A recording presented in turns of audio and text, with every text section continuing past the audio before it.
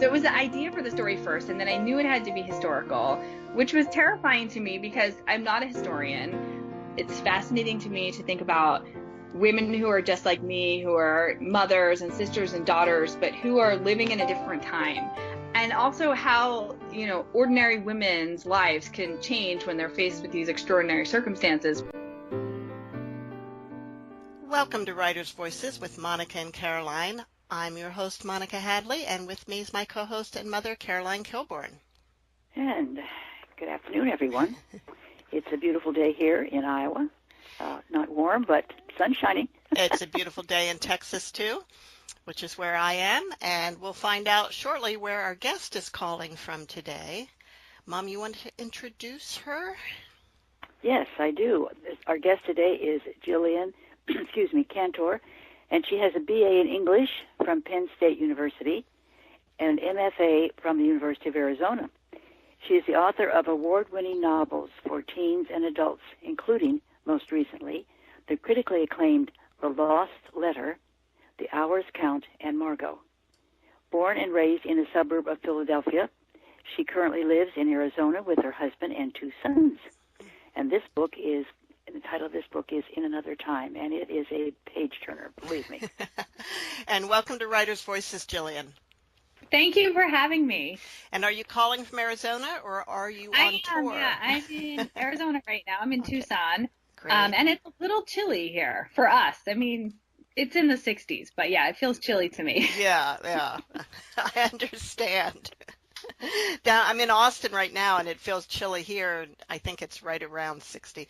Even though, a few weeks ago I was in single-digit temperatures up in Iowa. But it doesn't take long to adapt to warmer temperatures. Yeah, exactly. So, Jillian, how many books have you published so far? So In Another Time is my 8th novel that I've published. Wow. And how did you get started? So I majored in English in college. I thought that I was going to go into journalism at first, and I was on the newspaper of my college, and then I did an internship at a local newspaper near Philadelphia where I grew up the summer after my freshman year, and I really didn't enjoy it. I kept getting really bored by having to tell the truth in all of these stories, and I thought, this is not the kind of writing that I like. I want to write creatively. So when I went back to college that fall, and I did keep all of my stories factually accurate, just so you know.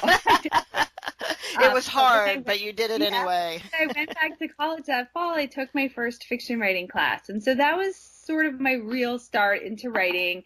I ended up, I graduated with a major in English. I had an emphasis in creative writing, and then I went on to get my MFA after that. So that was the very beginning. My first novel was published in 2009, so it's been just about 10 years. It was like February 2009, and that was the young adult novel. And so I've written a few young adult novels. I've written a few adult historical novels have been my most recent. Which is the case with In Another Time. In Another Time, exactly. Yes, as an adult. Now, is there really that much difference in these days between young adult and adult, other than the age of the main character? Yeah, so my first novel, it was called The September Sisters. I actually was writing an adult novel. I thought it was an adult novel, but the narrator was a 13-year-old girl, and my agent was not able to sell it as an adult novel. She tried to sell it for about a year and a half, and we kept getting these really lovely rejections where people just loved the book, but they had just published another book with the child narrator and it didn't fit with their list or whatever it was. And so my agent said, let me try a few young adult editors. And she did, and then we ended up selling the book in an auction. But then at that point, they came to me and said, well, this feels very adult. You have to make it young adult. So, which I did. I had to revise it and just work on the voice a little bit. But as a writer, because since then I've written 2 more young adult books, and I've written 5 adult books. I'm working on my 6th. As a writer, I don't feel like there's much difference. I mean, to me, it's just sort of about the age of the character you're writing and, with that, what's going on in that character's life. But as a writer, I approach the stories very much the same. Mm-hmm. it's more like a marketing distinction, I think. And I don't know. I Yeah. mean, as an adult, I read young adult novels and I read adult novels, and I have a preteen and a teen, and they read young adult novels and they read adult novels too. So Well, yeah, it's interesting. just this kind of distinction not being a real distinction, I think can go back many, many years because didn't we all as teens read Jane Eyre? Mm-hmm. You Right. know, And yeah, I that's mean, it was different. I don't really remember there being a young adult distinction when I was a teen. I don't think it was quite the thing that it is today. and it does seem like young adult novels are some of the very, very best selling, and it's not just young adults that are reading them. Yeah, It's no, I'm everybody. reading them so. Yeah. I have read quite a few of them myself. They do tend to, maybe the plots are a little less complex sometimes. Do you find that to be true? I feel like it just depends on the book. And, I think for a while the dystopian genre got really big in young adult, and then that seems to be trailing off a little bit. But I think it depends on the book. I mean, for me, I'm just thinking about the character that I'm writing and then what this character's thoughts and fears and emotions and problems are. And of course, that's going to be different for a 16-year-old than for a 40-year-old. Right, Um, right. but as a writer, it feels very much the same to me. I'm interested in the historical novels. How many of those have you done? So In Another Time is the fourth one that I've published. And are they And all World War II setting? no, I mean, In Another Time and The Lost Letter. Margot is post World War II in the late 50s, but it does sort of go back to the war a little bit. And then my novel, The Hours Count, is about Ethel Rosenberg, and so that's more in the 50s. It's about the Red Scare. Mm-hmm. I mean, the same, general time period, but that one's not about World War II. So tell me this. How do you go about finding all the details of the era that you're writing about? I mean, it's got to take a lot of work to do that. Yeah, I mean, there's so much on the internet, which is amazing. And just usually I'm reading books, I'm going to websites, I'm talking to people. I mean, it depends, it depends what I'm trying to find, but there's so much that you can find. Mm-hmm. The U.S. Holocaust Memorial Museum in D.C., they have an amazing website. I mean, I've been there in person also, but also their website is amazing. They have pretty much anything you would want to find about that era. But yeah, I mean, it just depends what I'm writing about. It's amazing how the internet has changed the possibility of finding things, isn't it? Yeah, definitely. I wonder, we have done quite a few interviews recently this spring and also in prior years on historical novels set in the World War II time period, some Holocaust, some more on the soldier side. And it is one of my favorite eras of historical fiction to read. But I'm wondering if the reason there's so many coming out now is because the people who lived through that and that you can still talk to about it aren't going to be around much longer. Right. And Yeah, so we got to capture those stories now. Yeah, I think that's definitely a part of it. For me, what I love is that it is a recent enough history where you can still talk to people, but also far enough away where I feel like people my age and younger and even a little bit older than me don't know enough about it, and they should. So that's sort of what draws me into it. I think you're right about that. I think that's true. So In Another Time is set in Germany. Uh-huh. Primarily and partially in England and France a little bit, Yes. right? And did you visit all those locations? I didn't. I mean, I have been to France before, but I didn't go to research for this book.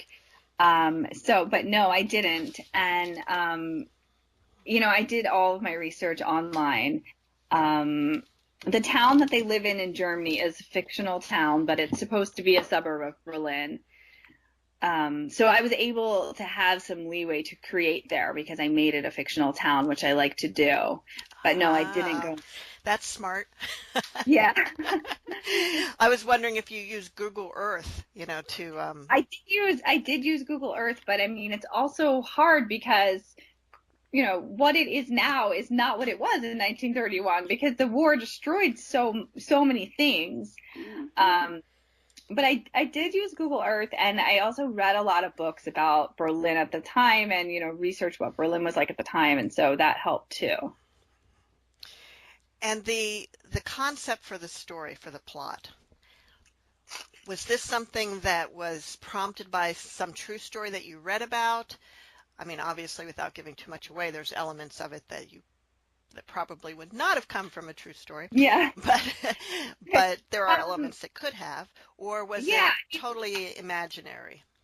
No, I mean, a few real things prompted me. One thing, I had gone to speak to a Holocaust survivors group about my last novel, The Lost Letter, and the people there were telling me their stories, which was amazing. And one woman was talking to me about how she was a very young girl in Germany as Hitler was coming into power. She was Jewish, her family was Jewish, and her parents just refused to leave Germany because they said, "We're German too. This is our country. Why should we have to leave?" And so I've always been sort of interested in why people left Germany or didn't leave Germany at that time. And I had never really thought about the fact that there must have been so many people living there who just didn't embrace anything, Hitler thought and really believed, well, this is our country too. Like, we're not going to abandon it. So that really resonated with me. That little true nugget sort of started the story. And then I had read an article a few years ago about a man who played the violin in Auschwitz, and it ended up saving his life. And then after the war, he became a concert violinist. And so that had sort of stuck with me. Hannah is the violinist in the story. She's completely fictional, but he was just the briefest flash of inspiration for her. Now, Hannah did play the violin and was caught up in the Holocaust. Were there orchestras at any of the concentration camps? Were there ways that a person could have been allowed to live because of that talent or that ability? Yeah, that's all true. Yeah. Yeah, and I don't want to give away anything about the book. I'm trying Right, to right. say a spoiler, but yes, there were women's orchestras and men's orchestras in some of the concentration camps, and those prisoners were treated better because of it, because they were performing, and then experienced a different kind of trauma, a survivor's guilt afterwards. So that's true. Wow. Now, she had a Stradivarius, right? Yes, she did. That was amazing. I'm surprised that in the book that the Germans didn't take it away from her. Yeah, and I think I included in my author's note that I gave myself a little bit of fictional leeway to allow her to have Stradivarius, have it survive, the whole World War II with her. But yeah, she does. I wonder how many of those are survived today. Do you have any idea? In your research, did you run across that? I did at one point when I was researching, like off the top of my head, I don't remember, but some of them did survive the war. And I was reading something recently or watching something recently. People were sharing on Facebook, and it was a video of people playing the violins, the Stradivarius violins that the Nazis had confiscated. Wow. And they were just like doing something with them recently. It was really fascinating. Oh, wow. Yeah, I'll bet. You're listening to Writers' Voices with Monica and Caroline, and our guest today is Jillian Cantor, author of In Another Time. Jillian, it's when you gave us sort of your history about how you got into writing. You went to college, you studied creative writing, you got a master's in it, and then you started writing and publishing. Was it really that easy? Oh, no, it was not easy at all. I didn't tell you about the hard part. So I got my MFA in 2002. I graduated, and I had written a book that was my graduate thesis for grad school. It was a complete novel, and I tried to get an agent for it probably for about 2 years or so, 2 or 3 years, and I could never get an agent for the book. And a lot of agents were very complimentary about my writing, but they just felt like the book wouldn't sell, or for whatever reason didn't want to take it on. So I finally wrote another book, and that was probably like early 2004 or so. I tried to get an agent for that book for months. Still could not get an agent. And then I had a baby. So I put it in a drawer for a little while. And it wasn't until my son was about 18 months old and he was really starting to talk. And I thought, one day he's going to ask me what I do, and I don't want to have to tell him that I'm a failed writer. And I gave up. So I took the book out again. I revised it again. And I sent out more agent inquiries. And then I finally did get an agent at that point. But that was, let's see, my son was 2. So that was like a good 6 years after I got my MFA, and I had been trying pretty much that whole time to get an agent. And then even after she took the book on, it took like another year or 2 for her to sell it. So it definitely was not easy at all. But I'm still with the same agent. It's been almost 13 years that we've been together. So I do feel like once I connected with an agent, it was definitely the right agent. But it was a little bit of a struggle. Was that the September Sisters? Yes, that ended up being the September Sisters. And that was the one that you thought you were writing an adult novel, but ended up being young adult? Wow. Yep. Yeah. Do you think that getting the master's was important in your development as a writer? No, not really. I mean, it was, I don't know. If I had to do it again, I don't know if I would do it or not. I mean, I guess I did learn, and it kind of gave me the space to write this failed novel that I never sold, and maybe I was going to need to do that either way. But I don't think it ultimately helped me. It didn't help me get published for sure. I didn't get any publishing connections, and I didn't ultimately publish anything that I wrote while I was there. So I don't know. I mean, the good thing was that I had a really good fellowship, so I didn't pay for it. So it was sort of like 2 years for me to write and learn, and I guess that was a good thing. But I don't know if I would do it again if I had the chance. I mean, it's a lot of time, but would you have had the discipline to complete a novel on your own outside of that? Maybe you would, maybe some people would, but some people the structure of the program might be a big help in that too. Yeah, I mean, I have written a lot of novels since then, so I feel like I would have, but maybe I wouldn't have had the confidence to do it. I don't know. Yeah. That's a good point. Growing up, were you a avid reader? Yeah, I was an avid reader, always reading growing up. My mom used to take my sister and I to the library in the summer, and they would have, I think there was like a limit. You could check 10 books out of the library at a time. And so we would go, and I would get my 10 books, and then it would be like 2 days later, and I'd be begging my mom to take me back to the library. Oh, my God. I was always reading as a kid. When I ran out of library books as a kid, I would, my mom, had a subscription to Reader's Digest condensed books. Mm-hmm. And we had that too. Yep, and these were adult books, but they were scrubbed of all the sex and violence, basically. So all the interesting parts. Yeah, really. So they didn't mind me reading them, even at a pretty young age. And so I would, when I ran out of reading material, I'd head for that shelf, and I read a lot of pretty cool stuff. Yeah.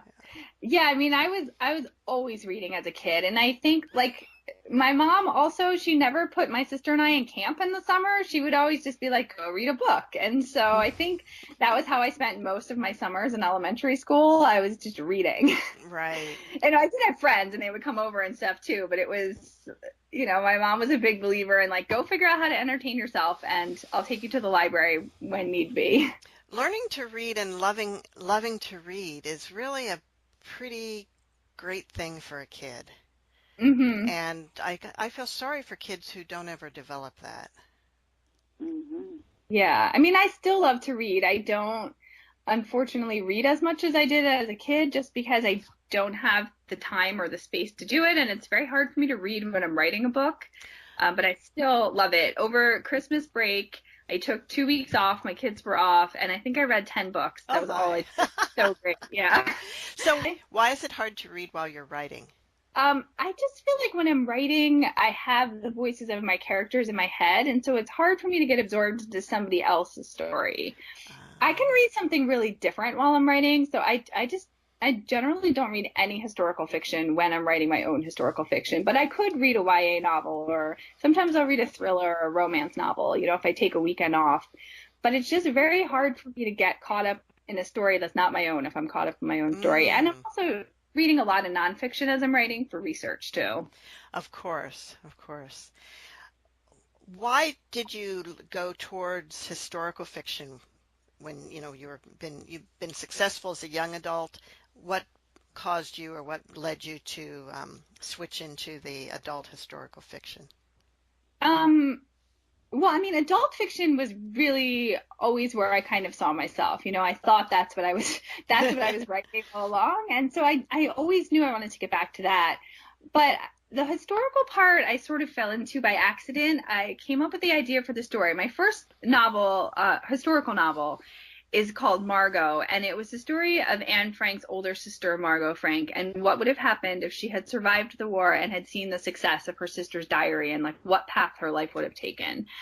So I had the idea for the book first, and then I knew it would have to be historical in order to write it. I didn't want to write about her in 2008 or whenever I was writing it. I wanted to write about her in 1959, which was the year the Hollywood movie came out based on Anne Frank's diary.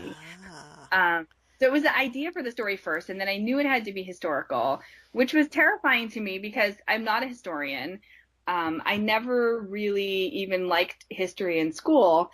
But once I wrote that book, I realized I love historical fiction because it's fascinating to me to think about women who are just like me, who are mothers and sisters and daughters, but who are living in a different time, and to imagine what their lives are like, and also how, ordinary women's lives can change when they're faced with these extraordinary circumstances, which of course you find in the World War II era a lot.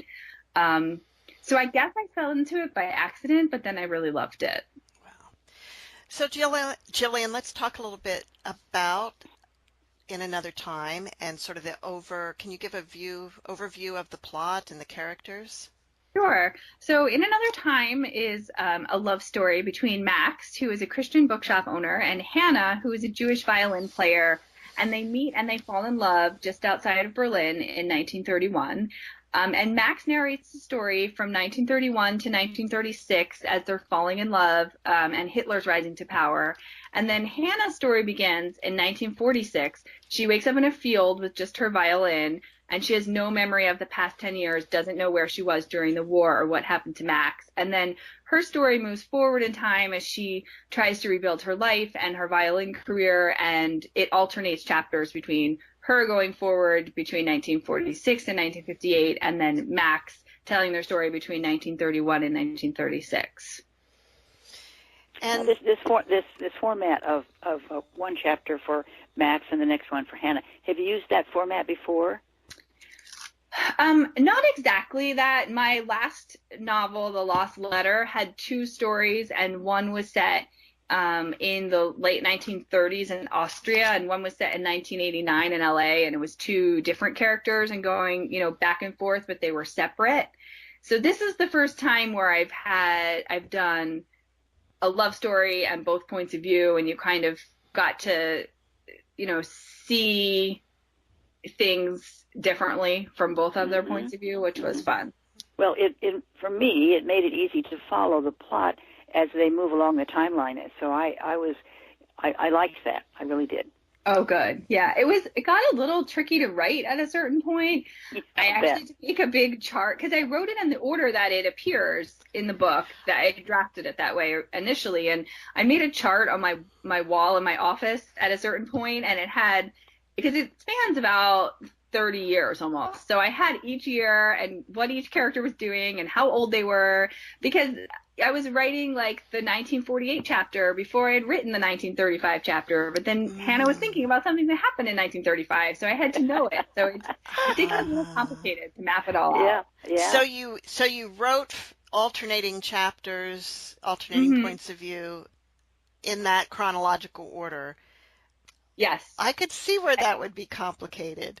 I wrote it in the chronological order, but then when I revised Max's story all at once and Hannah's story all at once, just to make sure there was continuity and pacing and flow. So I looked at it both ways, but the initial draft is as you see it now. And would you consider doing it the other way? If you were to have this, something with this structure again. Against it. I guess it just didn't make sense to me. I like to write in the order that a reader reads it, because otherwise I have trouble sort of keeping track of the pacing and the flow of the story. Right. And so when I'm writing in the order it appears, I get a sense if it gets boring or if it slows down. And I have trouble doing it the other way. So it's not that I'm against it. I just couldn't wrap my head around it, I guess. Well, that makes sense. Jillian, how about reading a little bit from Max and from Hannah's point of view? These are the first two chapters of the book after the prologue. And so this is how Max begins. And this is Max in 1931. Max heard Hannah before he saw her. Rather, he heard her violin as it pierced through the empty auditorium at the Lyceum, sharp and bright, passionate and enormous. He'd never heard a violin before, other than maybe once on a record playing on his mother's phonograph when he was a boy, and the sound in real life, echoing in the large empty room, was so beautiful and intense that, for a moment, Max froze. Max had opened the door to this particular auditorium quite by accident. He'd been looking for Herr Detweiler's lecture on economics, which, as it turned out, was taking place in a different auditorium and the building across the green. The Lyceum in Gutenstadt was large, sprawling. Max had read the schedule wrong and had reversed his course, landed himself exactly opposite where he'd intended, here, instead, where Hannah was practicing on stage. He walked toward her, toward the music. Her eyes were closed, and she was small, but her body swung with the notes she played, a force like a giant gust of wind that bowed her back and forth, and yet would never topple her. No, she was in control of the music, of the instrument. That much was clear to him. Even knowing nothing about music, about the violin, this woman possessed the music, not the other way around. She finished with one hard downward sweep of the bow, and then she opened her eyes, saw him standing there not 10 feet from the stage now, because he'd walked closer and closer as he'd been listening. She put her hand to her mouth. Shocked, alarmed, angry. I'm sorry, he stammered. I've gotten the wrong auditorium. He suddenly felt foolish for having invaded her space. It wasn't a performance. Her music this morning had been meant to be private, and feeling like an intruder, he turned and ran out. It wasn't until he was across the green, walking into the correct building, that he realized he should have introduced himself, that he should have asked her name, because the sound of that violin, her violin, he could not get it out of his mind. So that's their very first interaction, and then his chapter continues on a little bit from there. But I'm going to read a little bit from Hannah's first chapter, which is the next chapter in the book. Great. This is Hannah in 1946. When I opened my eyes, I was in a field. The sky was black. A million stars glittered above me, and my first thought was how beautiful they were, how the night was diamonds in Beethoven's concerto in D major. And then I realized I was holding my violin. I clutched in my right hand, my fingers numb and cold and shaking. My hands vibrated so much that the violin was hitting my leg, the hard wood bruising my kneecap. Max? I called out. Max? My voice quivered and the words echoed back at me. No response. Only silence and night sky and stars. And my violin? I was just in the bookshop. I was playing Mahler, and Max was sitting behind the counter reading a book. Play me the fire, Hannah. And he looked at me the same way he did when we were lying next to each other in bed, his green eyes ablaze like music and desire were the same thing. Fire. I'd smiled at him, closed my eyes to play, and the music had taken over me. But then there was that horrible sound, pounding against the glass, men's voices, the SA. They were shouting to open up, shouting that we had broken the law. What had we done? The store was closed for the night. Max had the front door locked, but I liked the acoustics in the shop, so I often practiced there at night. The men rattled the door, pushing on it. The lock wouldn't hold much longer. "You have to hide," Max said, running toward the back of the store. More banging against the glass storefront, and I ran to where Max was standing. He grabbed me, pulled me close, and hugged me so hard. And that was the last thing I remembered before now. The starry night, this field. How in the world had I gotten here? And where was here exactly? "Max," I cried out again, softer this time.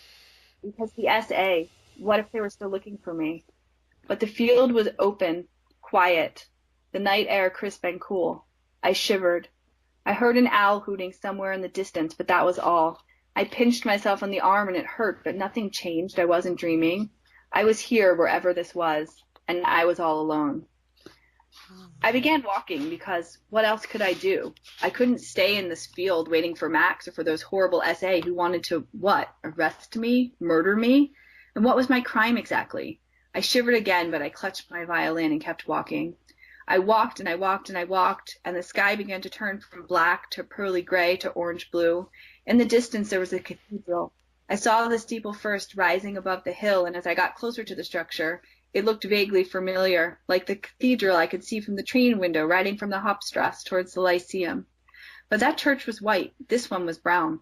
My legs were so tired, but I could just make it there, and surely someone inside could help me get back to the bookshop. And Max would know what happened. Max would remember.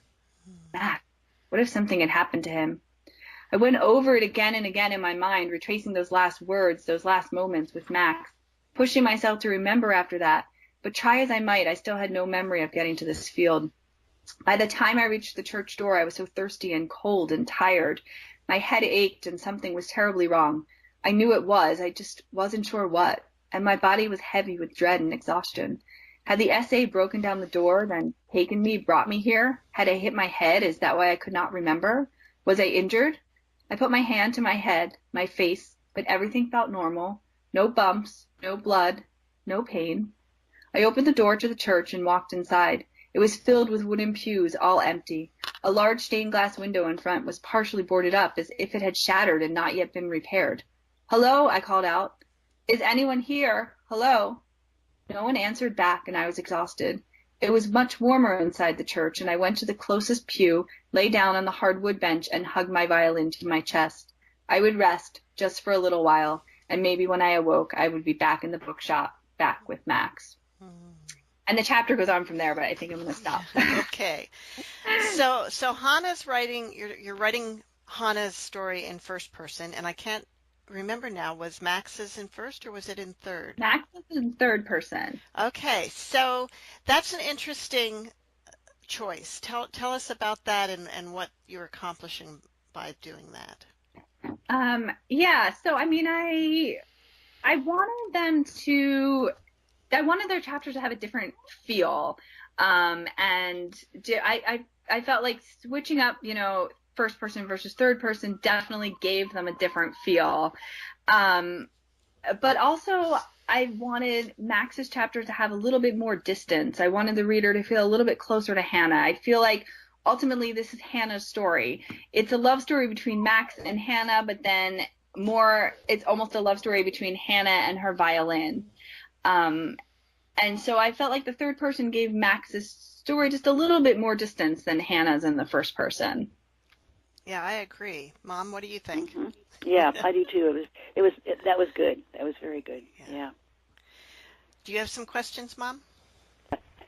I just found it extremely interesting that she had so many details about that time, and I see now how she could do that because of the internet, because it was a horrendous time, and it was one that the whole country was in turmoil and everything. So it was really something. And then that she was able to move on, though, and didn't she eventually end up in America? She did. Yeah, the book starts and ends with her in New York City. Yeah. That was good. And but the fact that I'm not going to be a spoiler until what happens, but it's kind of hard to talk about this book without giving anything away. Yeah, it is, but it is a page turner. I'll tell you that much. All right, good. Yeah, I know, and I'm trying really hard not to spoil. But I mean, I think if you go on Goodreads and read the reviews, there's spoilers already. But I don't want to be the one spoiling it, so I'm trying not to. Well, so let's just say there's a little bit of a twist in the story so that it makes it kind of not your run-of-the-mill World War II love story. And where just I'm just curious, without giving it away, like how and why that idea came about to do that. So I think we can say there's a little bit of time travel in the book because it is in the description. Okay. So I don't feel like that's giving anything away. So there's a little element of time travel. It's definitely not a science fiction story, but there is that little element there. And for me, that came from, my initial idea of would you leave Germany or wouldn't you leave Germany, and why or why not? And my sort of initial spark from the story was, what if you had this even magical way to get out of Germany? Would you still stay? And so that was where that came from. Okay, that's very interesting. And time travel, historical love stories have, with the Outlander series are Yeah. Something that people are will accept. They'll suspend disbelief for the sake of the story. Yeah, and I mean, I don't feel like it's a huge part of the story. It's definitely there, and it definitely impacts what happens. Right, but right. Not like Outlander, where it's that's the basic. Right. Yeah. Exactly.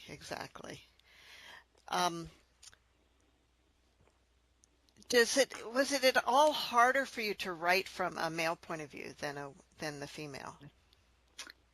So actually, I did my last book was half from a male point of view too. It was about a stamp engraver's apprentice named Christoph, and he narrated most of the chapters during the Austrian resistance. So I had already done it once before. So this time it didn't feel strange or hard to me. I think maybe I had more confidence because I had done it before.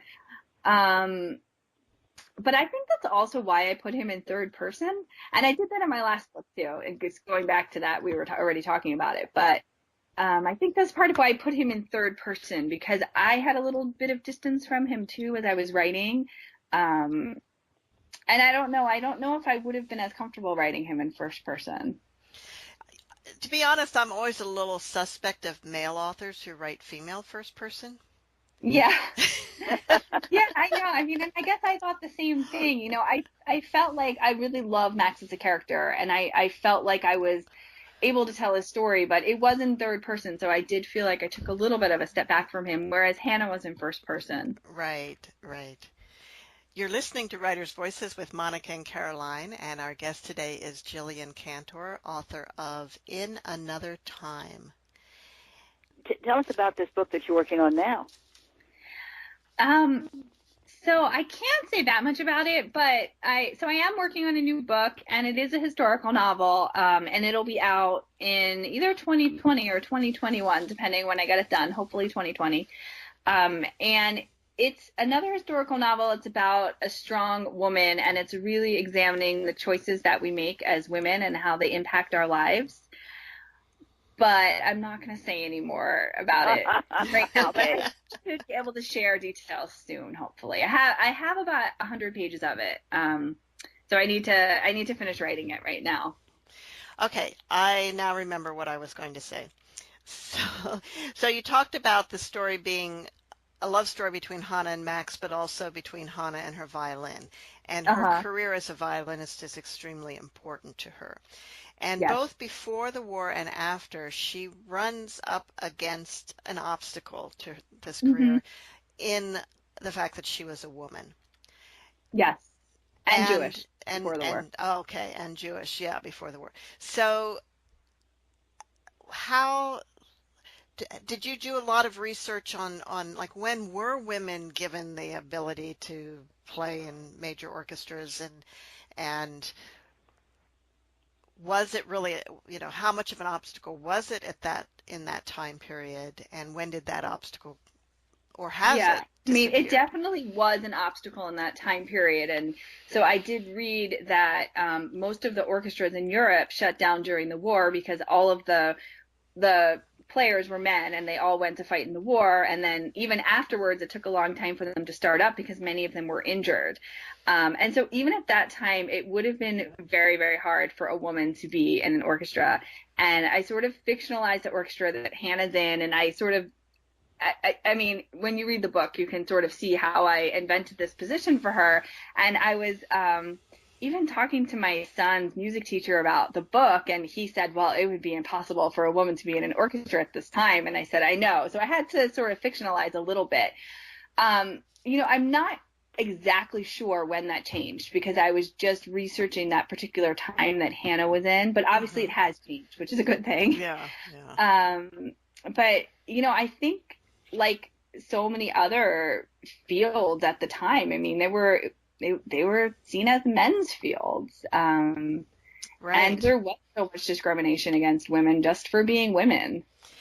And, when I was growing up, I was a child in the 60s and 70s, and when I went to learn to play an instrument, there were some instruments that were considered girl instruments and other ones that were considered male instruments. And one of the ones that it was a male instrument was the trombone. And just a couple weeks ago down here, I attended a symphony orchestra with a soloist who was the principal trombonist of the New York Philharmonic, and I actually met him on the plane coming down here. And we have a mutual friend who was like the dean of students where his daughter went to school, and it was my dad's college roommate's son, so all this connection. So I went to see the concert, and they had a youth, I think it was a middle school trombone, just trombone orchestra that played before the concert. And I was amazed to see how many girls were in it, because when I was in junior high school, it would have been almost unheard of to have a female trombonist. Yeah, I mean, I feel like that was probably true even when I was in school in the 80s and 90s. And, there were sort of gendered instruments. I remember I was in jazz band in middle school, and I think I was the only girl in jazz band for a year. And what did you play? I played the saxophone. Okay. But everyone, I don't know, we had it was a small jazz band. And then the following year there was a girl who played the trumpet, I think. So there were two of us. But it's kind of interesting. I don't know if it's different now or not. I'm not sure. I think it is. Yeah. I hope so. I hope so too. It's true too that there aren't too many boys or men that play flute. Right. Yeah. I don't think, Right. Because flute was was pushed as a girl's instrument. I remember there was like one or two boy clarinetists. Most of the rest of them were girls. Now, the trumpet I had two good friends that played trumpet that were girls, and they were two of the best trumpet players in the band, but most of the rest were boys. Yeah. I mean, it's still sort of gendered, but I think when Hannah was trying to get into an orchestra in Europe, it would have been nearly impossible for a woman to be in a professional, what they would have considered a men's orchestra. Right. Did you ever play violin, Jillian? I did not, no. I played the clarinet and the saxophone in high school, and I played the clarinet even in college. And I haven't played the clarinet in probably 20 years, but I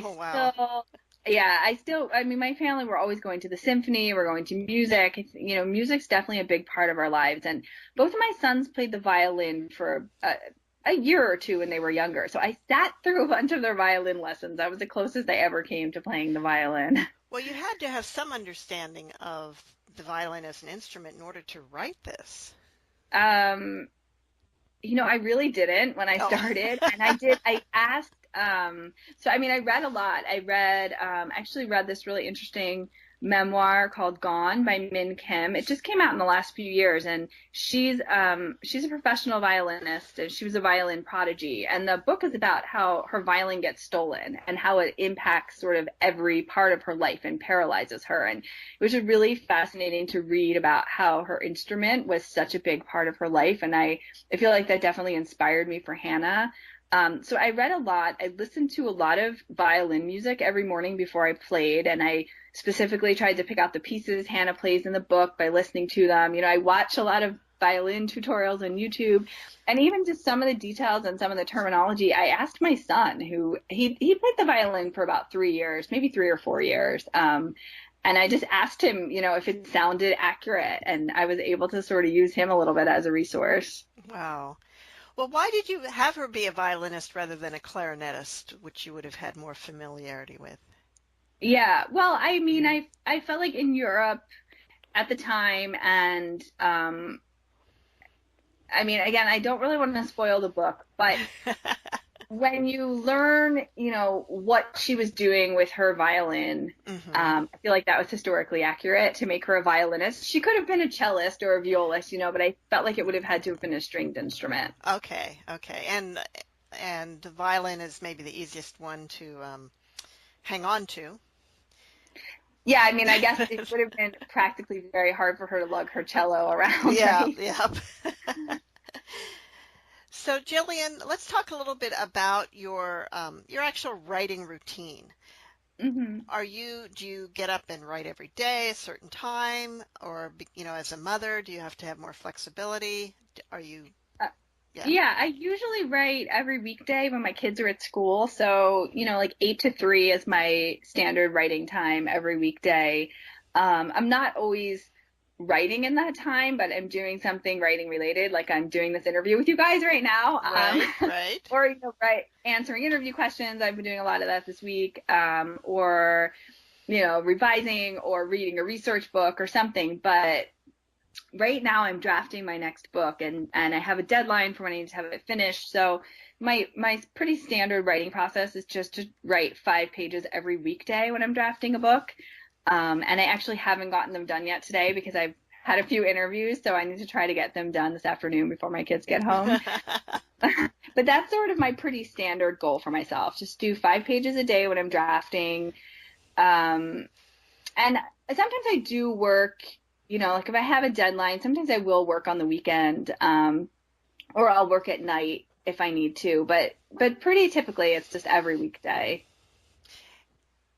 And when you're researching and writing, when you have a book that requires a lot of research, do you tend to do like all the research up front and then write, or do you write and come to a point where you need to find something out and go look it up? Yeah, I don't do all the research up front. I usually do a little bit of research, and then I write, and then there'll be gaps in that first draft, and then I'll go back and do a second round of research and kind of fill in some of those gaps, or revise a little bit.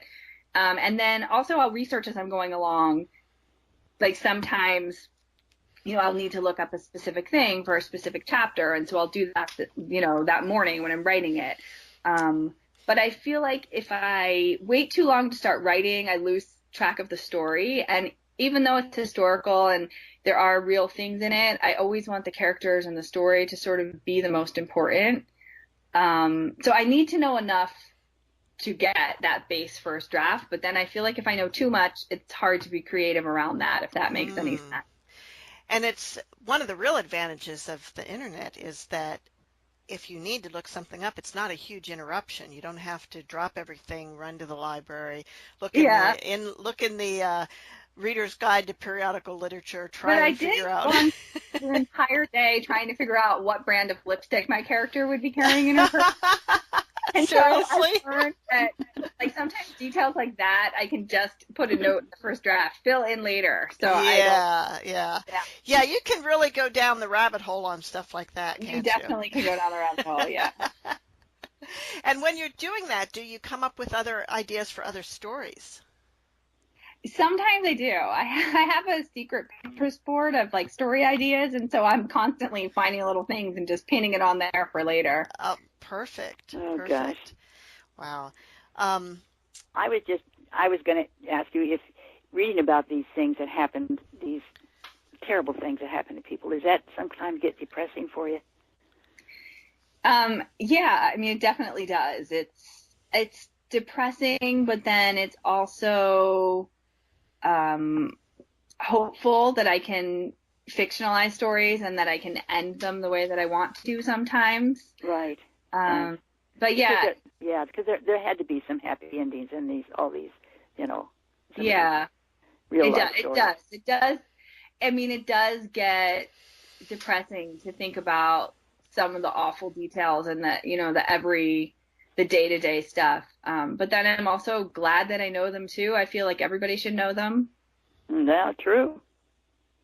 Yeah. Yeah, that's what I love about historical fiction. We find out things that we never even dreamed of, Mm-hmm. Because I grew up during the Second World War, and of course, we heard. Well, every time you went to the movies, there was a newsreel, and it was filled with things about the war, and that's how we, that because there was not television then or anything. Yeah. And so we had a pretty good idea of what was going on, I think, but. I don't think we realized the complete horror of it until after the liberation of the camp and everything. Yeah. Yeah. Well, I don't think anyone could actually believe that stuff was happening. Like you said, even the German Jews who were living there couldn't believe that it was going to get that bad. Yeah, I think would be hard to imagine, impossible to imagine. I know, and sometimes things we're living through now, you wonder, is this just the first sign of things getting that bad? Could it happen again? Yeah. Well, we have to really work hard to make sure that doesn't happen somehow. Yeah. I don't know how. It's just you don't know where the line is. Where is the line where you say, okay, this is too far and we have to do whatever it takes to stop it. And I mean, writing this book, I thought a lot about too, what would you become numb to just living there and experiencing things day after day and week after week? And how would that look different to you than how it looks to us now, all these years later, Yeah. And like Max and his friends didn't think Hitler would gain power. They didn't think he... Right. And how it actually happened is almost unbelievable too. Mm-hmm. There was you wrote about, it's been a few weeks since I read this story, and I've read quite a few World War II stories lately, but yours was the one that talked about the elections, right? Yeah. So give us a little history lesson on that. Oh my gosh. So it's been a little while since I've written it, so I might get it wrong. Okay. But, he sort of, there were a few different elections. And, at first the Nazi Party didn't win that much of the vote. And then they sort of got more and more. And oh my goodness, I can't remember his name, but somebody else was the president. And then he died and Hitler sort of stepped in and appointed himself chancellor and Führer and, everything for the country and started taking away powers, and just people went on about their lives, basically. Yeah. And well, I don't and the fact that after the First World War, the Germans had to pay reparations to the rest of Europe, and that's what made them so bitter about. Right, and there was an economic depression too. That people were struggling in Germany at the time, and so I think they were also like looking for hope. They wanted things to be better. And of course, they had to have a scapegoat for things, and that's right. Exactly. That's the thing that's so scary. Yes, it is. And that's where you see the parallels today, I think. Yes, true. Jillian, on a lighter note, do you know the entire story from the beginning? Do you know the basic plot points and how it's going to end, or are you more of a seat of the pantser?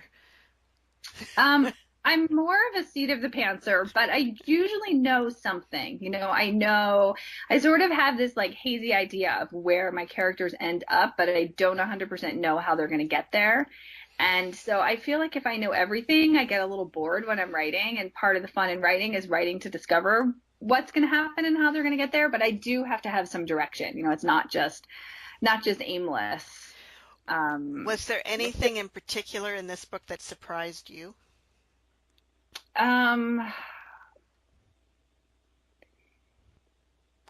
I know, I tough question. think it was. I think it was the chapters that took place after the war, and just I don't know why, but I had never really thought before about how long it would take the other cities in Europe to recover. It was like the war was over and people didn't just move on. These cities had been destroyed and London was bombed. And so it was sort of thinking about that and thinking about how Hannah would see it. Hannah, who couldn't remember the war, was continually shocked when she would walk around the city and there would be piles of rubble. And at one point, she's going to see this doctor, Henry, who's trying to help her recover her memory. And he tells her how terrifying it was, how they all thought that they were going to die. And I think realizing that surprised me. I should have known that, but I just never had thought about it before. Mm-hmm. Did the we characters... really have no idea, Mm-hmm. Did the characters do anything that surprised you?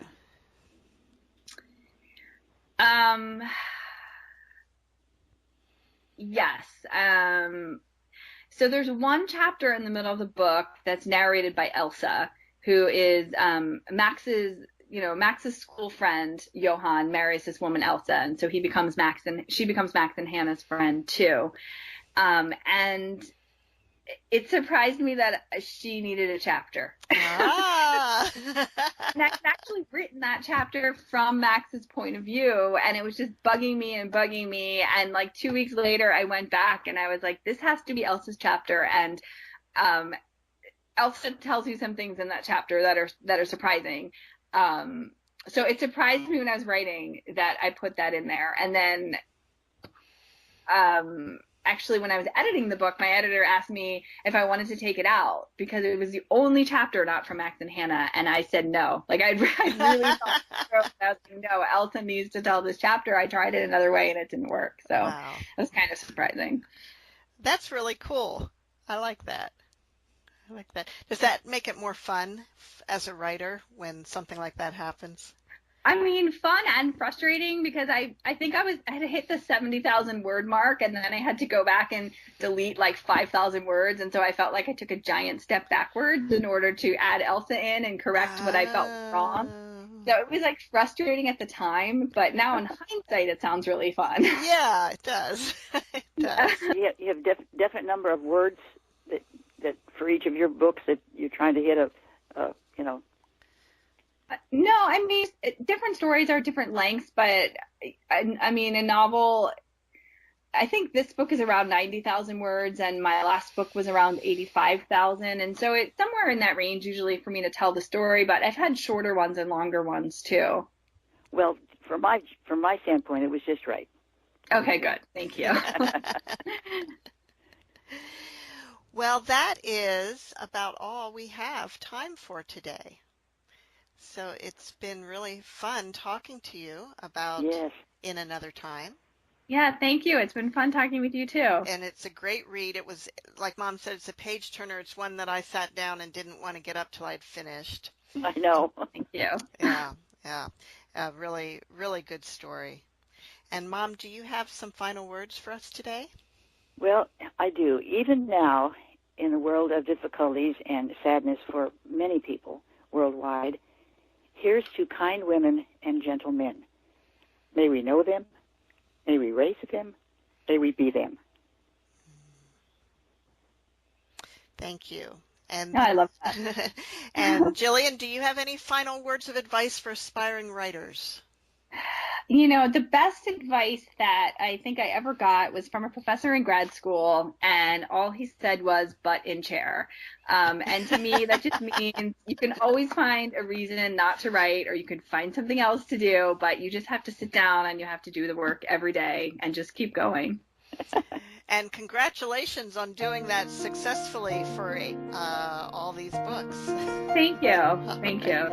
And see you all next week on Writers' Voices. Bye-bye. Bye.